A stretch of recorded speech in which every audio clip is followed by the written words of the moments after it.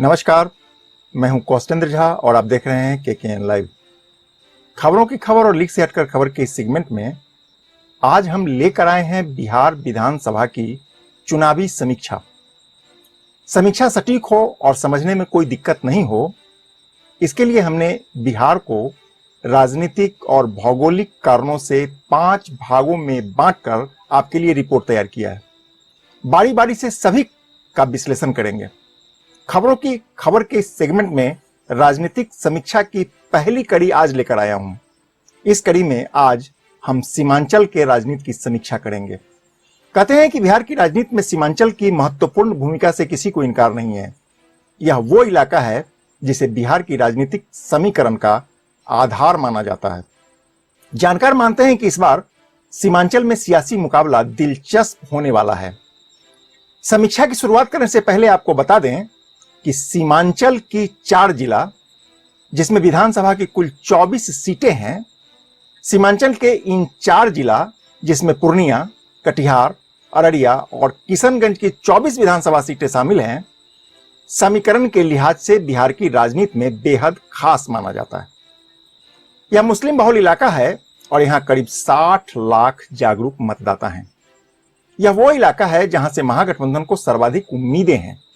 हालांकि एनडीए ने इस इलाके के लिए नई रणनीति पर काम शुरू कर दिया है। वर्ष 2019 के लोकसभा चुनाव में एनडीए गठबंधन ने सीमांचल में एक नया राजनीतिक प्रयोग किया था। जाहिर है कि एनडीए इस विधानसभा चुनाव में भी बेहतर प्रदर्शन करने की गरज से इस इलाके में अपने प्रयोग को दोहराना चाहेगी। कहते हैं कि सीमांचल में राजद को टक्कर देने के लिए जदयू ने कमर कस लिया है। बीजेपी भी पीछे नहीं है, यानी सीमांचल में मुकाबला दिलचस्प होने के पूरे आसार हैं।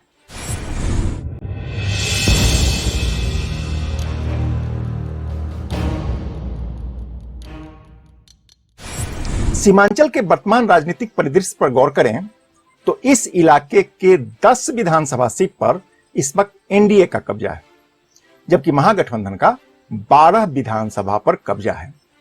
इसी प्रकार सीपीआईएमएल और एआईएम का एक सीट पर कब्जा है। कुल मिलाकर अभी भी सीमांचल में महागठबंधन का पलड़ा भारी है। हालांकि वर्ष 2015 की बात करें तो सीमांचल की 24 सीट में से एनडीए को मात्र 6 सीटें ही मिली थी, जबकि महागठबंधन को उस वक्त सीमांचल की 17 सीटों पर जबरदस्त कामयाबी मिली थी। 1 सीट अन्य के खाते में गई थी। इस तस्वीर को ठीक से समझने से पहले एक बार बताना चाहता हूं कि वर्ष 2015 के विधानसभा चुनाव में जदयू महागठबंधन का हिस्सा हुआ करती थी, जबकि 2020 के चुनाव में जदयू एनडीए का हिस्सा बन चुकी है। अब बदले हुए राजनीतिक माहौल में एनडीए को सीमांचल से उम्मीदें बढ़ गई है, जबकि महागठबंधन के सामने अपनी प्रदर्शन को बरकरार रखने की जबरदस्त चुनौती होगी। बदले राजनीतिक हालात में जदयू के लिए पूर्णिया जिला के रुपौली, धमदाहा और अररिया जिला के सिकटी, रानीगंज और फारबिसगंज सीट को बचाने की जबरदस्त चुनौती होगी। पूर्णिया जिला का सदर और बनमनखी सीट बीजेपी के कब्जे में है। इसी प्रकार कटिहार जिला के प्राणपुर और कटिहार सीट पर भी बीजेपी का कब्जा है। अब देखना है कि बदले हुए समीकरण में बीजेपी इस सीट को बचा पाती है या नहीं। कांग्रेस के लिए कसबा, अमौर, मनिहारी, कोढ़ा और कदबा सीट पर दोबारा से जीत करने की बड़ी चुनौती होगी। सीपीआईएमएल के लिए बलरामपुर की सीट को बचाने की चुनौती होगी, जबकि किशनगंज विधानसभा से दोबारा जीत करना असदुद्दीन ओवैसी की पार्टी एआईएम के लिए आसान नहीं होगा। हालांकि किशनगंज में 70% से अधिक मुसलमान मतदाता हैं। बावजूद इसके कांग्रेस इस सीट पर चुनौती देने के लिए तैयार बैठी है। स्मरण है कि उपचुनाव से पहले किशनगंज सीट पर कांग्रेस का ही कब्जा था। इसी प्रकार वायसी, बरारी, अररिया, जोकीहाट और नरपतगंज को राजद का गढ़ माना जाता है। वर्तमान में यहां राजद के विधायक हैं। कहते हैं कि राजद को सीमांचल से सर्वाधिक उम्मीद है, क्योंकि सीमांचल में माई समीकरण का आधार काफी मजबूत है। दूसरी ओर जदयू की नजर भी सीमांचल पर टिकी है। हम पहले ही बता चुके हैं कि यह मुस्लिम बहुल इलाका है और यहां करीब 60 लाख जागरूक मतदाता हैं। यह वो इलाका है जहां से महागठबंधन को सर्वाधिक उम्मीदें हैं। किंतु इस बार एनडीए की नजर सीमांचल पर है। सीमांचल में असदुद्दीन ओवैसी की सक्रियता ने एनडीए की उम्मीद को काफी बढ़ा दिया है। सीमांचल की राजनीति को गहराई से अध्ययन करने पर पता चला कि असदुद्दीन ओवैसी की पार्टी यहां की कई सीटों पर नजर गड़ाए बैठी है। यदि उनकी पार्टी मुस्लिम वोट काटने में कामयाब हो गई तो इसका सर्वाधिक खामियाजा महागठबंधन को होगा।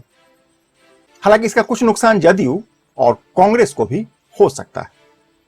आपको याद ही होगा कि जब किशनगंज उपचुनाव में कांग्रेस को हराकर ओवैसी की पार्टी जीत गई थी, इससे ओवैसी के हौसले में उछाल आया और सीमांचल की राजनीति में उन्होंने अपने लिए संभावनाएं तलाशनी शुरू कर दी। सवाल उठता है कि असदुद्दीन ओवैसी सीमांचल की राजनीति में इतना दिलचस्पी क्यों रखता है। दरअसल किशनगंज में करीब 70% मुस्लिम वोटर है और इसी वोटर की मदद से ओवैसी बिहार की राजनीति में अपनी दबदबा को कायम करना चाहता है। इसी प्रकार कटिहार में 45%, अररिया में 35% और पूर्णिया में करीब 35% मुस्लिम मतदाता है। कहते हैं कि इसी वजह से सीमांचल की राजनीति में ओवैसी ने अपनी मौजूदगी दर्ज कराने का निर्णय लिया है। पिछले विधानसभा चुनाव में ओवैसी ने सीमांचल के सिर्फ 6 विधानसभा क्षेत्रों में अपने उम्मीदवार उतारे थे। इनमें किशनगंज, रानीगंज, बैसी, अमौर, बलरामपुर और कोचाधमन की सीट शामिल था। इस बार ओवैसी सीमांचल के साथ कोसी के क्षेत्र में अपने लिए राजनीतिक संभावनाएं तलाशने की कोशिश कर रहा है। बताते चलें कि कोसी मंडल में विधानसभा की 13 सीट है और इसको सीमांचल से मिला दिया जाए तो विधानसभा की यहां कुल सीट 37 हो जाती है। ओवैसी की इसी महत्वाकांक्षा ने सीमांचल में महागठबंधन के लिए मुश्किल खड़ी कर दी है।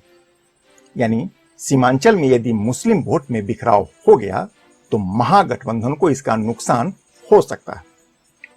इसके बावजूद कुल मिलाकर सीमांचल में आरजेडी की स्थिति काफी मजबूत रहने की उम्मीद है।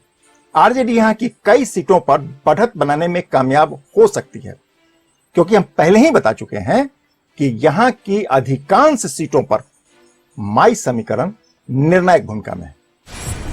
आपको बता दें कि 2015 के बिहार विधानसभा चुनाव में महागठबंधन को जीत मिली थी। इस जीत में सीमांचल की महत्वपूर्ण भूमिका से किसी को भी इनकार नहीं है। उस वक्त जेडीयू, आरजेडी और कांग्रेस महागठबंधन का हिस्सा हुआ करती थी। तब महागठबंधन को 43% वोट मिले थे। इसमें आरजेडी को अकेले 18.4% वोट मिले थे और जदयू को 16.8% वोट मिले थे, जबकि कांग्रेस को 6.7% वोट से संतोष करना पड़ा था। वर्ष 2015 के विधानसभा चुनाव में बीजेपी, आरएलएसपी और एलजेपी एनडीए का हिस्सा हुआ करती थी, किंतु इस बार जदयू के एनडीए में शामिल होने से राजनीति का पूरा गणित नए सिरे से बनने लगा। आपको बताते चलें कि सीमांचल की 24 में से 4 सीट अनुसूचित जाति, अनुसूचित जनजाति के लिए सुरक्षित है। इसमें बनमनखी, रानीगंज, कोढ़ा और मनिहारी की विधानसभा सीट शामिल है। सियासी गणित को और करीब से समझने के लिए बता दें कि वर्तमान सरकार में सीमांचल से 3 मंत्री हैं। इसमें 2 पूर्णिया जिले के हैं और 1 कटिहार जिले से हैं। बनमनखी से भाजपा के कृष्ण कुमार ऋषि मंत्री हैं। वहीं रुपौली से जदयू के बीमा भारती और प्राणपुर से भाजपा के विनोद सिंह मंत्री हैं। जाहिर है कि अब तीनों मंत्री पर सीमांचल फतह करने का पूरा दारोमदार भी होगा। जनता का मूड समझने के लिए पिछले दिनों एबीपी न्यूज ने सी वोटर के साथ मिलकर सीमांचल की 24 सीटों पर ओपिनियन पोल किया था। इसमें मुख्यमंत्री नीतीश कुमार के खिलाफ 45% लोगों में जबरदस्त आक्रोश देखा गया, किंतु इसी पोल में मुख्यमंत्री के तौर पर सर्वाधिक 31% लोगों ने नीतीश कुमार को पसंद करके सियासी हलके में एक संकेत दे दिया है। जाहिर है बिहार की राजनीति में इस संकेत के मायने अब तलाशे जाएंगे। कहते हैं कि कोरोना काल की लॉकडाउन के बाद सीमांचल में इस बार प्रवासी मजदूरों की संख्या तेजी से बढ़ी। इसका दूरगामी असर चुनाव पर पड़ना तय माना जा रहा है। दूसरी बड़ी समस्या बाढ़ की है। कोसी के बेसिन में बाढ़ के कारण कई इलाकों में सरकार के खिलाफ लोगों में जबरदस्त आक्रोश है। लोग प्रशासन को कोस रहे हैं। गांव में कृषि आधारित अर्थव्यवस्था चौपट है। बेरोजगारी चरम पर है। हालांकि सबके बीच कोसी बेसिन में मुख्यमंत्री नीतीश कुमार के किए काम को लोग अभी भूले नहीं हैं। कहते हैं कि पहले कार्यकाल के दौरान मुख्यमंत्री नीतीश कुमार ने बाढ़ की त्रासदी से निपटने के लिए कोसी में जो काम किए थे, लोग उसको आज भी याद करते हैं। दूसरी ओर इस वर्ष आई बाढ़ ने लोगों के जख्म को फिर से हरा कर दिया है। इसके अतिरिक्त सीमांचल की राजनीति में CAA, NRC और NRC का मुद्दा कितना प्रभावकारी होगा, देखना बाकी है। राम जन्मभूमि और धारा 370 का विधानसभा चुनाव में कोई असर पड़ेगा कि नहीं, देखना बाकी है कि विधानसभा चुनाव के दौरान मतदाता का मिजाज कौन सा करवट लेता है। फिलहाल इस सवाल का हमारे पास कोई जवाब नहीं। मैं भी आपकी तरह जवाब जानने के लिए 10 नवंबर का इंतजार कर रहा हूं। मैं समझता हूं कि सीमांचल की राजनीति को मोटे तौर पर समझने के लिए इतना काफी है। अगले एपिसोड में बिहार के किसी दूसरे क्षेत्र की समीक्षा के साथ फिर मिलेंगे। तब तक के लिए नमस्कार।